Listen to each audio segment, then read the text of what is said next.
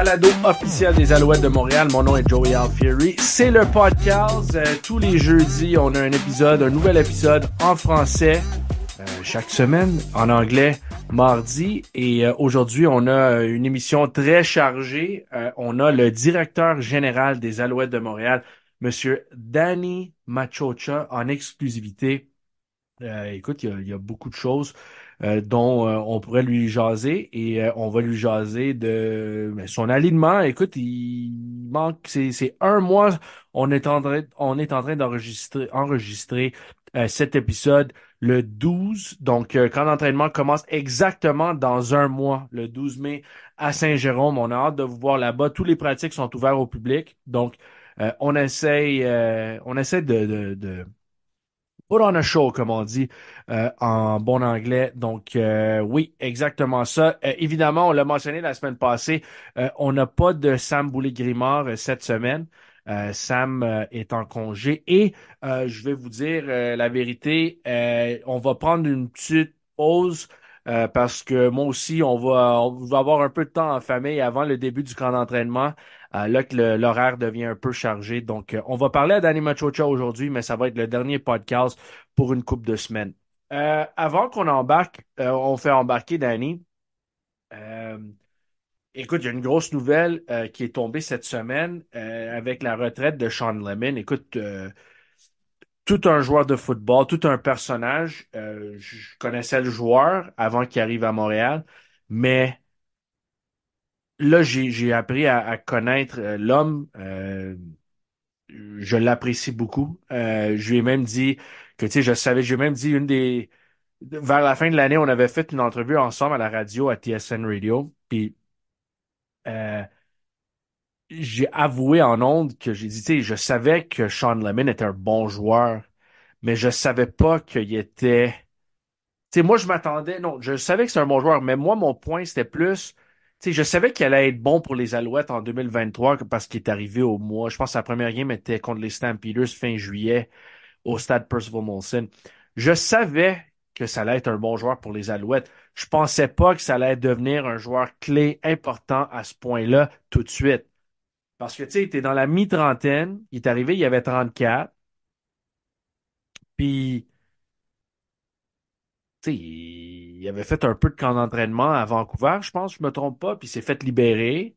Puis là, tu sais, t'as pas joué le mois de juin, puis le mois de juillet, tu sais, ton premier départ avec les Alouettes, c'était fin juillet, donc tu sais, c'est quasiment 2 mois que t'as pas joué.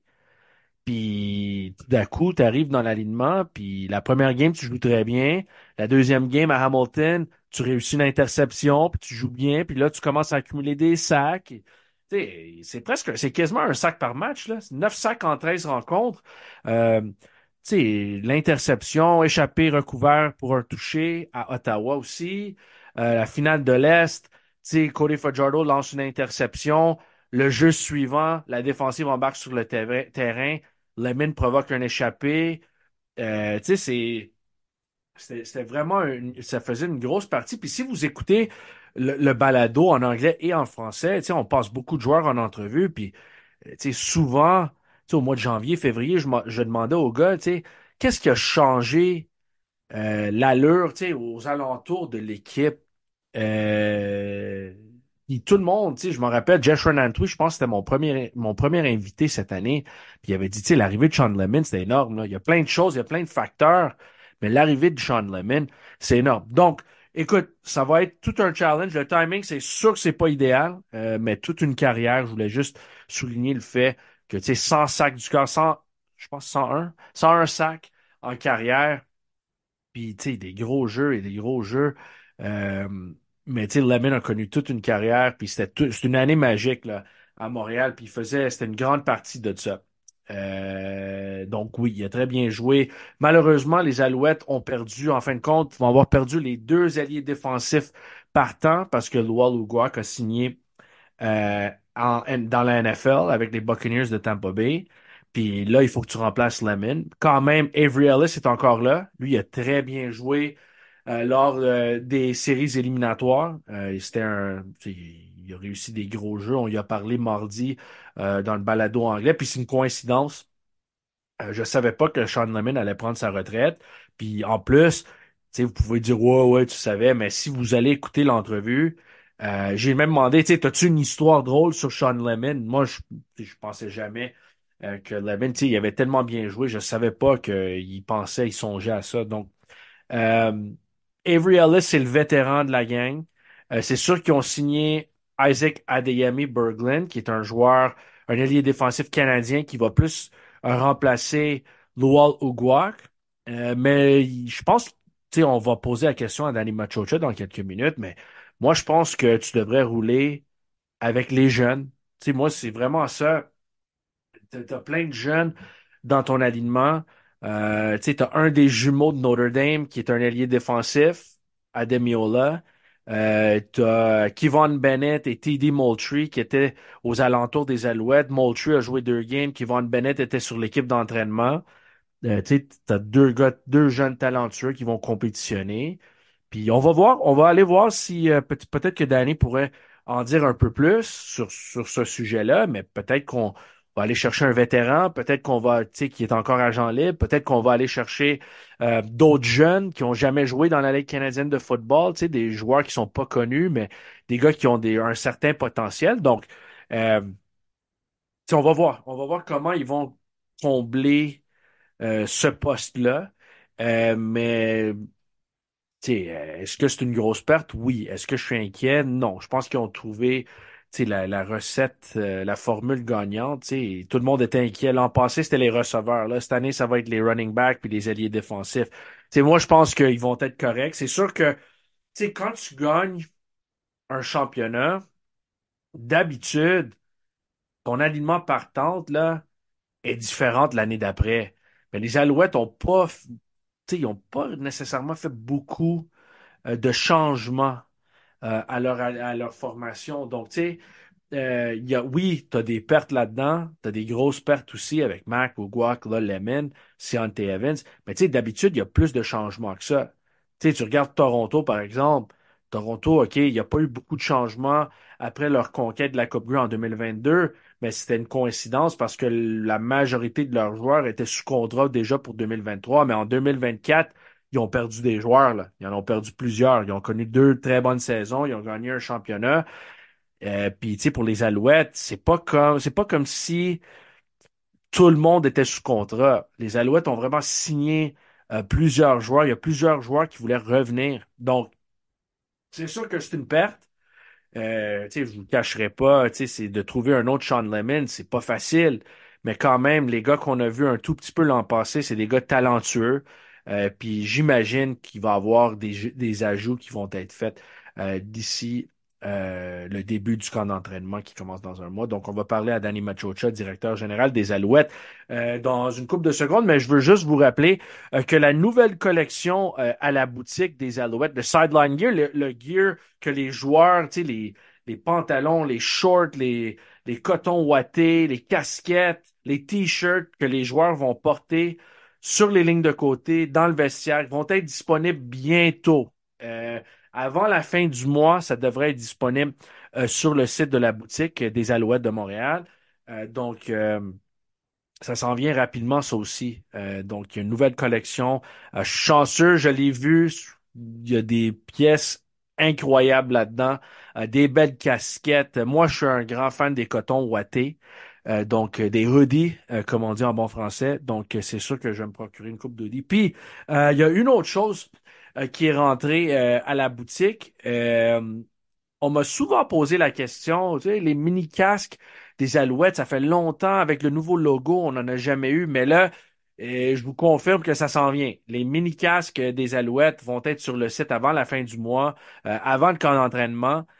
Donc, ça aussi, ça va être intéressant. Ça, j'ai un mini-casque des Alouettes sur mon bureau, mais c'est avec l'ancien logo. J'attendais avec impatience le mini-casque avec le nouveau logo, puis je vous confirme que ça va arriver sur notre site très bientôt. Donc, on va passer à notre prochain invité. Il est le directeur général des Alouettes de Montréal, Monsieur Danny Machocha. Danny, comment ça va? Ça va bien, toi? Ah, je vis le rêve à tous les jours que je peux Ah, travailler avec les légendes aux Alouettes comme toi. ben, il y en a des légendes. Au bureau, je te le confirme. 100%. OK, on va parler football, évidemment, il faut. Parle-moi un peu l'effet, le départ de Sean Lemon. Qu'est-ce que ça, tu sais, comment ça impacte votre équipe sur le terrain? Mais écoute, premièrement, on était surpris un petit peu par la décision de la nouvelle, mais je comprends exactement pourquoi il a décidé de prendre sa retraite. Pour nous, ça change pas grand-chose. Écoute, on s'en va au camp, on a des joueurs qu'on a identifiés.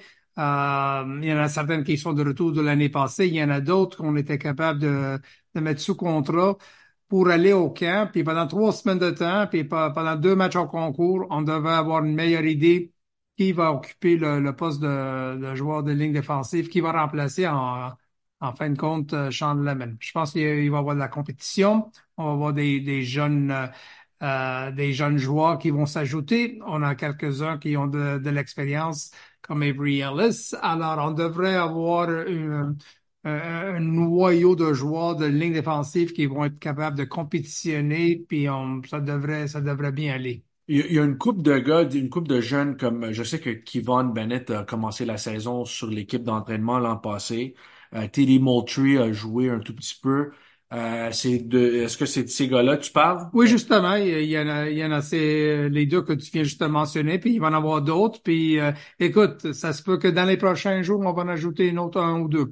C'est sûr que nous, le but ultime, c'est d'amener de la compétition, puis de donner une opportunité aux entraîneurs, en particulier sur le côté défensif, puis la ligne défensive, de bien choisir l'équipe qu'on pense qui peut être capable de compétitionner chaque semaine, puis il nous donne une chance d'aller chercher la victoire. Mhm. Tu as mentionné que c'est possible de ramener des nouveaux joueurs. Est-ce que tu parles de jeunes? Y a-t-il une possibilité de voir des vétérans aussi? Comment tu vois ça? Mais ça va être probablement des jeunes pour le camp d'entraînement. Là, pendant l'année, on connaît qu'il y a toujours Ouais. des choses qui peuvent se produire, qui peuvent changer un petit peu l'allure de la game. Puis la chose qui est très importante, c'est qu'on soit prêt. Mhm. Sur la ligne défensive, on a ramené aussi Mustafa Johnson, il y a Dylan Wynn, mais Isaac Berglund, l'ancien des Stampeders, lui, je pense pas que il va être remplaçant direct à Sean Lemon, mais lui il pourrait remplacer Lual Uguak parce que c'est un Canadien pour le Canadien. Est-ce que tu peux me parler un peu de ce joueur-là et le potentiel que tu vois en ce Mais joueur-là? ça, c'est un joueur que j'aime beaucoup. C'est un joueur que j'ai recruté parce que quand j'étais à l'Université de Montréal, Isaac jouait à Champlain College, puis il a eu une belle carrière. C'est sûr que lui, il regardait de jouer à U Sports, puis il y avait des offres aux États-Unis. Il a décidé de partir pour les États-Unis. Je pense que c'était une bonne décision de sa part. Il a bien performé, puis il était un joueur qui était repêché assez tôt. Je pense que dans la première ronde de Calgary, la même année qu'on n'avait pas de choix, nous, en première ronde. Mais c'était un joueur que je regardais, puis tous nos dépisteurs aimaient beaucoup. Là, on a une opportunité d'aller le chercher. Si on regarde les 2 dernières années, je pense que entre les deux, il y a 12 sacs de carrière, puis il était capable de se rendre assez souvent au carrière, puis de mettre la pression, il est capable de jouer la course. Puis il nous donne la flexibilité concernant le ratio. C'est un joueur canadien. Alors, moi, j'ai hâte de le voir compétitionner au camp, puis j'ai une tendance à croire que nos partisans vont tomber en amour avec lui. Y a-tu une position, comme une bataille, une position au camp d'entraînement que tu es le plus curieux de voir comment ça va se dérouler? Y en a-tu une coupe? Mais là, on ajoute sur la ligne défensive Ouais. avec le départ de Sean Lemon. Deux autres positions, je dirais les porteurs. Ouais, oui. Ouais, écoute, on amène probablement 2 joueurs de plus qu'on a besoin d'aller au camp. Alors, on veut avoir le choix de bien choisir le meilleur pendant 3 semaines du camp, puis les 2 matchs au concours. Puis, écoute, il faut remplacer Austin Mack. Alors, mais la différence, c'est que cette année, il faut remplacer un receveur, puis pas 3 ou 4. Alors, ça, je vois ça comme on est rendu à un autre monde comparé à ce qu'on a vécu l'année passée. mais je pense qu'il y a des excellents candidats pour ce poste-là. Est-ce que j'ai tort ou, tu sais, je regarde les receveurs qu'on a en ce moment et, tu sais, on a vu Snead qui est tout jeune. On a vu Philpott qui est encore très jeune. Même chose pour Julian Grant. Est-ce que, tu sais, d'habitude, on pense qu'il faut remplacer Austin Mack, c'est un joueur qui va venir le remplacer. Mais dans le cas des Alouettes maintenant, est-ce que j'ai tort si je dis que ça va être vraiment un remplacement de groupe? C'est sûr que quelqu'un doit jouer la position, Oui. mais la production, est-ce que Oui. ça va venir en groupe? Oui, puis totalement d'accord. Je suis totalement d'accord avec ton analyse. Alors, il faut remplacer 1200 verges. Comment est-ce qu'on va remplacer 1200 verges? Ben, c'est sûr que Phil Pot n'était pas là au tout début de l'année. Ouais. Alors, lui, facilement, il a arrêté les premières 5 matchs. C'est sûr qu'on peut ajouter à sa fiche de verges à la fin de l'année. On regarde de Julian Grant. Lui, malheureusement, il n'a pas terminé la saison avec nous à cause d'une blessure. Lui, c'est sûr qu'on peut en ajouter. Snead, ben écoute, Snead a commencé sur l'équipe de réserve au tout début de l'année. C'est sûr que lui, on peut l'ajouter. Puis il faut pas oublier non plus qu'on amène Tevin Jones qui avait accumulé plus que 800 verges à Saskatchewan. Alors on va le faire ça par comité. Je pense qu'on a un bon groupe. Il faut pas oublier non plus le speaker dans la conversation. Puis je pense qu'avec les joueurs que je viens juste de te nommer, puis peut-être il va y avoir une surprise ou deux avec un jeune qui va se présenter, puis qui va avoir son mot à dire dans le succès de le jeu aérien des Alouettes. Écoute, c'est pas facile de trouver un Austin Mack, des Tyler Snead à chaque année. Mais avec les jeunes qui ont en ce moment, y a-tu deux ou trois qui t'intriguent un peu? Il y a Jalen Wayne, je sais, qui s'en vient au camp d'entraînement, mais Malachi Carter aussi. Cameron Brown était ici sur l'équipe de réserve. Y a-tu quelqu'un qui, Ben, je dirais celui-là, Carter, Wynn, genre Lindsay aussi, je sais pas. Lindsay, c'est un petit receveur qui est vraiment dynamique quand le ballon se trouve dans ses mains. Puis il faut pas oublier non plus, lui, il amène une autre dimension dans le sens qu'il est capable de retourner les bottées aussi. Alors, c'est comment est-ce que la question devient la suivante, comment est-ce qu'on peut maximiser leur talent dans notre identité d'attaque qu'on veut avoir.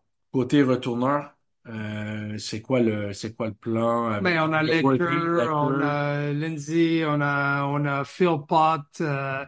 Snead est capable de retourner. Je sais, il n'en a pas fait beaucoup l'année passée. On voulait le protéger à un moment donné, mais c'est un autre joueur qui est capable de retourner des bottées. Mhm. Mais c'est une compétition ouverte. Oui, écoute, il y a beaucoup de compétitions qui sont ouvertes Mhm. au camp. Il n'y en a pas beaucoup qui sont, tu sais, qui sont fixes, qu'on Ouais. sait que ça a le partant, même avant de mettre pied sur le terrain. Euh, Letcher, l'an passé, j'imagine que tu étais satisfait. Vous l'avez gardé sur l'équipe de réserve. Et là, il a attendu tout le long de la saison. Il a marqué 2 touchés en 4 matchs pour finir la saison régulière. Il a touché dans la finale de l'Est. Qu'est-ce que tu as vu de ce jeune joueur-là? C'est quoi son potentiel? Ben, le potentiel, c'est que, écoute, nous, on l'a identifié, on l'a amené ici, on a investi en lui. Lui, il a investi en lui-même sur l'équipe de pratique. Puis, quand l'opportunité s'est présentée avec la blessure à Worthy, il a embarqué, mais on connaît les résultats. Moi, Mhm. je pense que le fait qu'il ait vécu cette expérience-là l'année passée, avec tous les moments c'est haut, puis peut-être un petit peu plus difficile au tout début de l'année.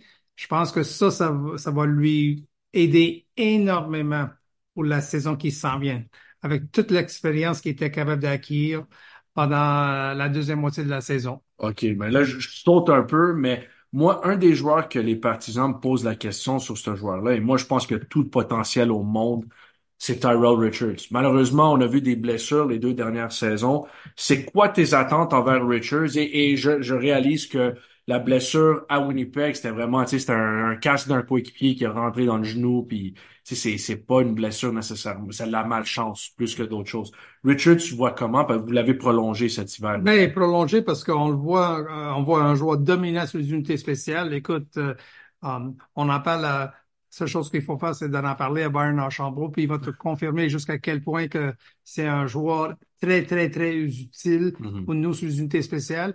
Puis, on parlait de Winnipeg. Il faut pas oublier non plus que contre Winnipeg, à Winnipeg, il y a eu cette fameuse interceptions pour Oui, un pour toucher. toucher, ouais. Ça démontre son potentiel. Qu'est-ce qu'il est capable de faire sur le côté défensif. C'est un joueur avec une gabarit assez intéressant, qui se déplace très bien, il va s'imposer physiquement. La seule chose qu'il faut faire, c'est de rester en santé. S'il reste en santé, il peut être parmi les meilleurs secondaires dans les prochaines années. Je suis convaincu. Mhm. Mais la question que tout le monde devrait se poser, c'est est-ce qu'il va être capable de rester en santé? Puis nous, on souhaite que ça sera le cas parce que ça peut être un joueur dominant qui va avoir un impact sur le côté défensif.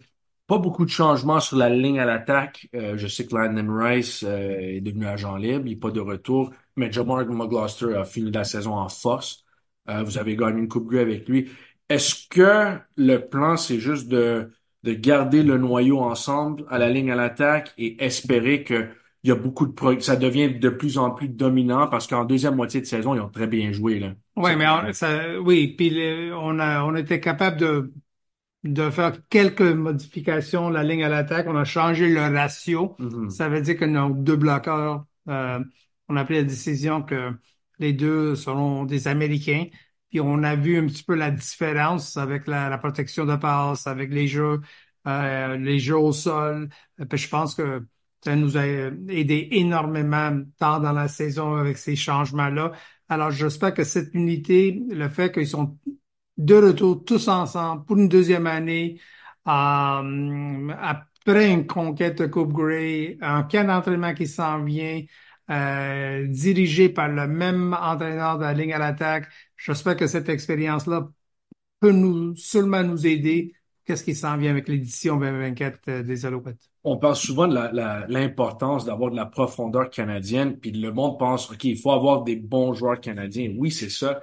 Mais si tu regardes, on a parlé de Julian Grant et Phil Pott. Avoir deux receveurs canadiens partant, ça te permet d'utiliser deux Américains sur la ligne à l'attaque et de t'améliorer à Oh, cette absolument. position-là. Ouais. Absolument. Puis écoute, on a même la flexibilité. Si ça nous tente de le faire, là, je veux pas que les partisans pensent qu'on s'en va dans cette direction.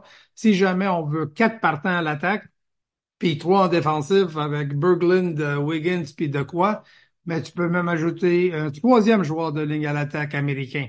Ça, c'est toutes des choses, des options qu'on va avoir disponibles, qu'on a disponibles devant nous, mais on va aller chercher ces réponses-là au cas d'entraînement, puis en particulier après 2 matchs au concours. Ça fait longtemps que tu connais Jason Moss. Évidemment, on le sait, vous avez travaillé ensemble, mais c'était ton joueur à Edmonton. Euh, Est-ce qu'il y a quelque chose l'an passé que tu as appris sur Jason que tu savais pas, que tu n'étais pas au courant, quelque chose que tu n'as pas réalisé? Ben, c'est un pas pire joueur de pickleball, je le dirais. À part de ça, je dirais, non, il n'y a pas grand-chose. Écoute, c'est quelqu'un que je pense que c'est ça, ça fait une période de temps que je le connais. On a vécu des beaux moments ensemble. Dans mon cas, j'étais assez chanceux de gagner 3 Coupes Grey, les trois avec Jason. Mhm. Deux quand il était le carrière à Edmonton, celui-là de l'année passée. Alors, écoute, de le voir aller, de le voir grandir, de le voir prendre les expériences qu'il a vécues ailleurs, puis de s'améliorer sur le côté personnel, professionnel, de le voir grandir, ça m'inspire beaucoup pour qu'est-ce qui s'en vient. Puis ça reste que c'est quelqu'un très, très, très motivé. Puis il a hâte de revenir, puis d'aller au camp, puis en sachant qu'il y a un noyau cette année qu'il n'y avait pas l'année passée. Puis, tu sais, je pense que ça nous inspire tous qu'est-ce qu'on a devant nous. Tu sais, tes conquêtes de la Coupe Grey, j'étais vraiment fâché contre toi en 2003 et 2005. T'es au courant, right? Très au C'est- courant, tu me rappelles assez souvent. Euh, Qu'est-ce qui rend Jason un bon entraîneur? Tu sais, parce que je trouve que il y a une connexion avec ses joueurs, comme si ses joueurs sont prêts à courir à travers un mur pour lui. Qu'est-ce Mhm. qui rend, c'est il y a plusieurs bons coachs dans la ligue, dans le football en général, mais qu'est-ce qui rend Jason si efficace? Mais je pense que son niveau de comme communicateur, la façon qu'il est capable de communiquer Mhm. avec les joueurs, c'est très important parce que c'est quelqu'un qui est capable de communiquer pour bien comprendre. Il est toujours à l'écoute pour comprendre. Mhm. Puis pas toujours, c'est pas quelqu'un qui écoute puis il a une réponse tout de suite. Alors il veut bien comprendre le joueur puis chaque joueur, leur réalité, de où il vient, c'est quoi leur but à court terme, à mi-terme ou à long terme, je devrais dire. C'est quelqu'un c'est un leader d'hommes. C'est quelqu'un qui est toujours disponible. Sa porte est toujours ouverte. C'est quelqu'un qui est ouvert à des conseils. C'est quelqu'un qui est toujours disponible pour son comité de leadership qu'il y a en place. Alors, il va aller chercher le maximum de feedback.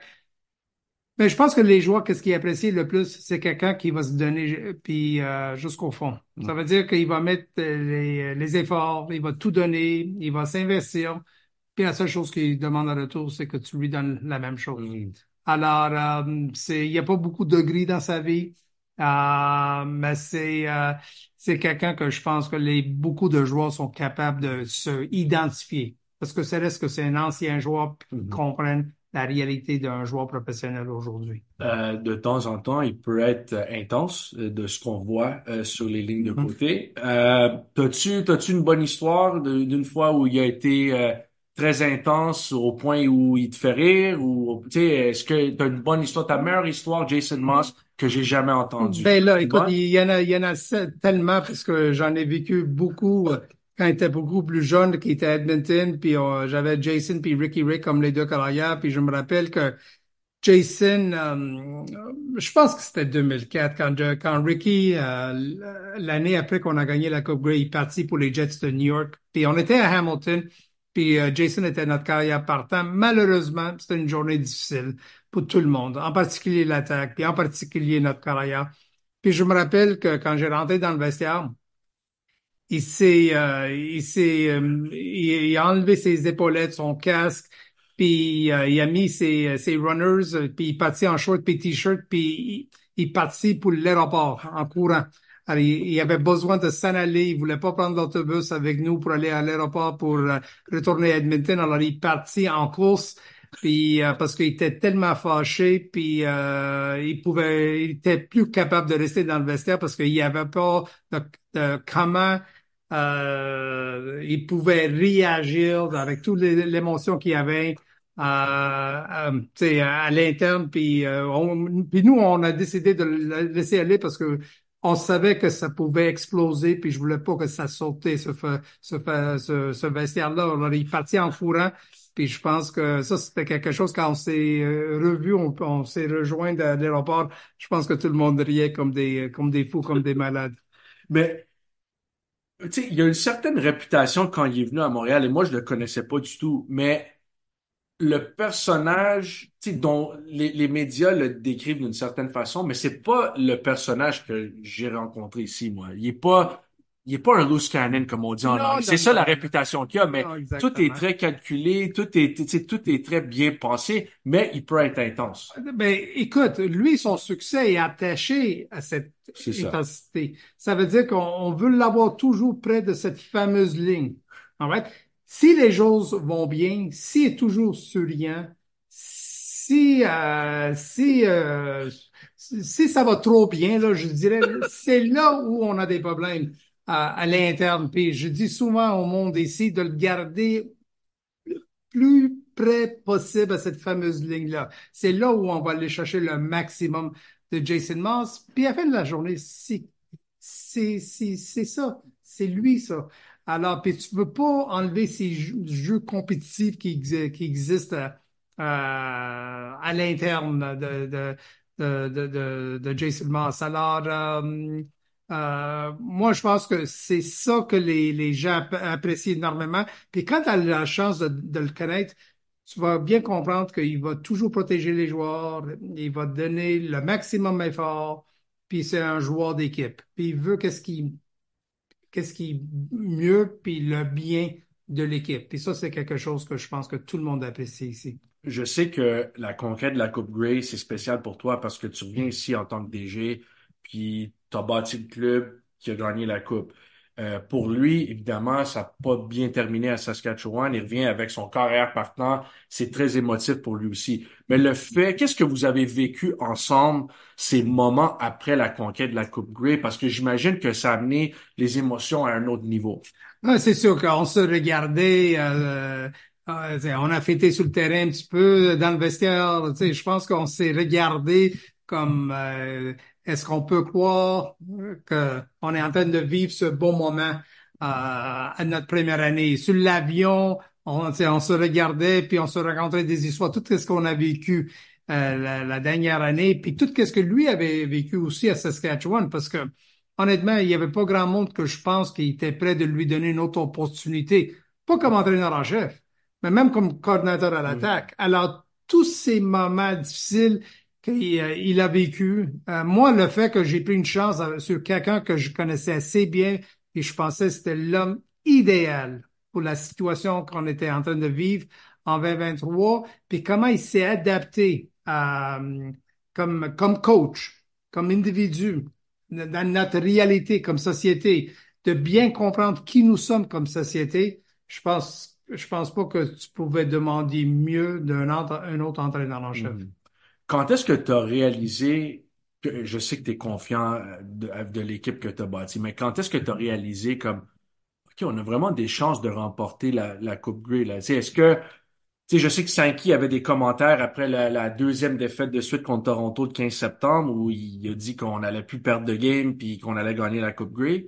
Mais tu sais, à quel moment est-ce que tu t'es dit OK, on a des vraies chances de gagner cette année, cette saison? Mais je pense qu'après la séquence de 4 défaites consécutives, moi, je regardais le langage corporel, je descendais dans le vestiaire, je regardais tout ce qui se passait. Je voyais un calme dans Mhm. le vestiaire. Je voyais un calme aussi avec nos entraîneurs. Je savais que le moment qu'on peut embarquer sur le terrain puis d'aller chercher une victoire, puis peut-être d'ajouter une deuxième consécutive, ça se peut qu'on peut bien terminer la deuxième moitié de la saison en force. Puis quand tu te rends dans les séries éliminatoires, Ouais. tu sais, on a tous la même fiche. Alors, même s'il faut aller sur la route, ça nous dérange pas. Mais je savais qu'on avait quelque chose de puissant dans ce vestiaire-là. Avec le leadership de Jason, c'était seulement une question de ce que ça clique. Puis quand on était capable de mettre la séquence de 4 matchs de défaites consécutives à fin, puis on était capable d'aller chercher une coupe de victoires consécutives, là, tu sentais quelque chose d'unique, de spécial qui se passait dans le vestiaire, puis tu voyais les visages, puis là, j'ai commencé à y croire en disant, écoute, je pense qu'on a quelque chose de magique qui se passe devant nos yeux. Je suis curieux d'avoir ton avis parce que moi, je l'ai mentionné sur le podcast souvent et il y a des partisans qui me disent la même chose. La Coupe Grey, c'était spécial, évidemment, de remporter le championnat de cette façon-là, c'était incroyable. Mais la victoire la semaine d'avant était encore plus spéciale parce que c'était contre Toronto, ils étaient favoris, il y avait personne qui nous a pas, qui pensait qu'on allait gagner ce match-là. Puis c'est pas juste le fait d'avoir gagné ce match-là, c'est le fait d'avoir dominé ce match-là. Et moi, je crois tous mes années de football que j'ai vu, c'est la meilleure performance défensive au niveau professionnel que j'ai déjà vu. Est-ce que, je sais que Winnipeg, la semaine d'après, c'était spécial, mais est-ce que Toronto, c'est encore plus spécial pour toi de gagner de cette façon-là? Je dirais absolument oui. Il n'y a pas de question. Ça, c'était le fait que nous sommes des Montréalais, Ben tu oui. sais, d'aller à Toronto puis de battre une équipe de Toronto, c'est toujours spécial. Mais je dirais aussi que la façon qu'on l'a faite, tu sais, sur le côté défensif, les unités spéciales avec le retour de beauté Ben oui. de Letcher. Puis la deuxième demi, on a vu qu'on était capable de dominer un petit peu plus la ligne de mêlée avec des courses, on était capable de garder possession du ballon. Ça, c'était unique, c'était spécial. Puis c'était à ce moment-là, à la fin du match, j'ai dit, on va remporter la Coupe Grey. Mhm. J'étais tellement confiant de qu'est-ce qu'on avait dans ce vestiaire-là Mhm. après cette victoire-là. Mais c'était probablement une victoire, une des plus dominante victoire que j'ai vécue dans ma carrière comme équipe qui était sur la route, devant tu sais, un environnement assez hostile. Il y avait plus de 25 000 personnes. Hmm. Puis la façon qu'on était capable de le dominer, écoute, je peux te dire que en retournant de Montréal, on l'a célébré un petit peu. OK, je vais terminer finalement avec Cody Fajardo. C'est quoi tes attentes envers Cody cette saison? Et je sais que c'est un carrière qui est dans la ligue depuis longtemps. Je sais qu'il a 32 ans. Les joueurs, ça ne change pas. Mais une victoire, une performance dans le match championnat comme il l'a eu, est-ce que ça peut amener, je sais pas, ses performances, son niveau de jeu à un autre niveau, tu penses? Est-ce que c'est un carrière qui peut, il était très bon, mais est-ce qu'il peut devenir excellent, pendant longtemps? Ouais, moi, je pense que oui, parce que là, il connaît l'environnement. Deuxième chose, il connaît ses coéquipiers. Mhm. C'est la deuxième année qu'il va jouer avec. Troisième chose, c'est que c'était toujours un carrière qui était bon, mais Mhm. il a jamais gagné de Coupe Grey C'est ça. comme partant. Il y avait une fiche de 0-9 contre Calaros. C'était pas un carrière qui était capable d'aller chercher des victoires dans des gros matchs, dans des séries éliminatoires. Là, il était capable d'établir tout ça. Là, je pense que ça va amener une certaine confiance. Dans le même système, deuxième année consécutive, les mêmes joueurs, avec avec une coupe Grey dans sa position, ça peut seulement lui donner la confiance de dire, hey, écoute, moi, je suis plus capable, je peux livrer même un petit peu plus de qu'est-ce que j'étais capable de faire au tout début de l'année passée, tout début de l'année, en 2024, puis je peux aller chercher le mieux puis le maximum de moi-même avec cette confiance, avec cette victoire dans la Coupe Grey. Le fameux speech Just Watch la veille de la Coupe Grey, je pense que j'étais derrière toi. Comment t'as vécu ce speech-là? Parce que moi, ça fait un an que que je connais Cody, je connais un peu, mais je l'ai jamais vu émotif comme ça. Moi, j'ai quitté ce meeting-là. Je suis allé en bas voir mes collègues en marketing. J'ai dit, guys, je vous confirme on perd pas demain. On gagne le match demain. Comment t'as vécu ce speech-là? C'était quoi ta réaction? Parce que moi, j'ai quitté à la fin du speech parce que moi, j'avais des larmes aux yeux puis je voulais pas que Ouais. personne voie que j'étais en train de brailler comme un bébé, là. Mais comment t'as vu ce speech-là? Ben, je dirais la même chose. Écoute, quand il a fait ce speech-là, c'est sûr que c'est pas quelque chose que, tu sais, il est venu nous voir pour nous dire qu'est-ce qu'il dirait. Il voulait adresser l'équipe, et voici mon speech, voici comment je vais adresser mes coéquipiers. Ça, c'était un Cody qu'on n'avait jamais vu. All right? Hmm. Même le langage qu'il a utilisé, Ouais. ça, c'est pas Cody Fajardo. Ouais. Alors, tu voyais jusqu'à quel point que c'était important pour lui, jusqu'à quel point que physiquement puis mentalement il était prêt pour jouer ce match-là. Moi, je vais aller même plus loin. Moi, comme tu es déjà au courant, Joe et moi, je suis à tous les pratiques, je regarde Mhm. chaque jeu, je vais l'analyser, même quand je suis de retour au bureau, je vais m'asseoir, puis Jason puis moi, on va se parler tous les jours concernant les pratiques qu'on a eues. Je dirais que cette semaine, avec Cody à Hamilton, les trois pratiques qu'on a eues, c'était parmi les trois meilleures qu'il y a eu l'année passée. Mhm. Alors, même avant le discours, même avant le fameux speech, je savais que, on va dire qu'il était dialed in en anglais, qu'il était prêt d'embarquer sur le terrain, puis de bien performer. Puis je pense qu'avec le discours qu'il a fait, écoute, je pense qu'il a confirmé à tout le monde dans le vestiaire, les gars, tu sais, nous sommes une grande famille, puis on va trouver une façon en famille, si tout le monde joue, qui font leur part, on va être capable d'aller chercher cette victoire. Ah, à part celui-là, le meilleur speech que tu as entendu ou que tu as livré toi-même, c'est lequel? Oh, boy, le meilleur. Oh, Un des boy. meilleurs. Je sais pas si j'en ai, ben probablement. Écoute, tu vas pas aimer ça, mais en 2005 là, quand on jouait les Alouettes, puis dans la grande finale de la Coupe Grey, avec notre équipe, parce qu'on était encore, nous, on était l'équipe qui, pas grand monde, pas grand expert, s'attendait de voir en grande finale. Puis avec tu sais, tous les défis qu'on a eus, on a terminé la saison avec une fiche de 11-7, on a terminé troisième, on a peut-être besoin d'aller sous la route. Puis la façon qu'on était capable d'aller chercher ces victoires-là, c'était spécial, c'était unique, mais j'ai fait une discours après la demi-finale contre Calgary, après la victoire à Calgary, qui, ben, je vais en parler à un moment donné. Je vais le garder probablement pour mon livre, mais c'était un discours qui touchait, tu sais, qui touchait l'aspect humain, qui parlait de famille, puis qui parlait de compétition, puis on était capable, tu sais, de faire un petit peu de chemin avec ce fameux discours-là. En 2005, ça. Toujours en 2005. Pourquoi t'as célébré l'avant-dernier jeu quand vous avez gagné la Coupe Grey? C'est pour ça que j'étais fâché contre toi. Mais C'est parce pas que fini? chaque bon coach est un jour en avance. Merci, Danny. Bonne chance cette saison. On a hâte au camp d'entraînement et on se recroise bientôt. Merci. Toujours intéressant de parler au directeur général des Alouettes, Danny Machocha, qui était assez généreux avec son temps, un mois avant le début du camp d'entraînement qui va avoir lieu à Saint-Jérôme cette année. Écoute, on a hâte. On a adoré les 2 années à Trois-Rivières. C'était vraiment le fun. On était bien accueillis. Les fans étaient venus en grand nombre. Puis j'espère voir plusieurs partisans à Saint-Jérôme. Tous les pratiques vont être ouverts au public.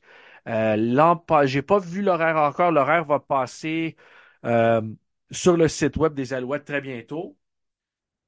Mais je sais que d'habitude, mon expérience, les 2 dernières années, je pense que le premier samedi soir du camp d'entraînement, si je me trompe pas, c'est le match intra-équipe. Et c'est là où on a vraiment découvert Austin Mack, Kebion Ento. Il y en avait plusieurs qui ont vraiment bien joué. Donc, je sais qu'il y a des événements, tu sais, il y a un tailgate avant. Si je me trompe pas, c'est le samedi, mais on va vous confirmer l'horaire. C'est le premier samedi du camp d'entraînement. Donc, après 6 jours de camp d'entraînement, il va y avoir un scrimmage, un match intra-équipe. Donc, mais tous les pratiques sont ouverts au public. J'espère vous voir à Saint-Jérôme. Encore une fois, je vous rappelle qu'on va prendre une petite pause du balado pour les prochaines semaines. Donc, euh, soyez pas trop déçus dans les 2 prochaines semaines. Si vous voyez qu'il n'y a plus de balado en anglais, plus de balado en français, inquiétez-vous pas.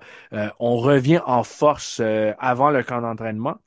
Mais on prend des petites vacances comme Sam a fait cette semaine. Je vais prendre des petites vacances. On va prendre du temps en famille. Puis on revient en force pour le 12 mai et pour la saison 2024. Merci beaucoup pour le support, tout le monde. Écoute, il y a plein de messages qu'on reçoit, Sam et moi, sur les réseaux sociaux. On va continuer de travailler très fort. On va creuser pour des belles histoires concernant les joueurs, les entraîneurs les opérations football, tu sais, on va creuser. On a commencé à creuser. Tu sais, la semaine passée en français, on a parlé à Pierre-Olivier Brault, le préparateur physique. On n'entend pas, tu sais, il parle pas souvent, mais je trouve que ces anecdotes sont très pertinentes, très intéressantes. Puis on va continuer de faire des entrevues comme ça. Et on va continuer à améliorer le produit.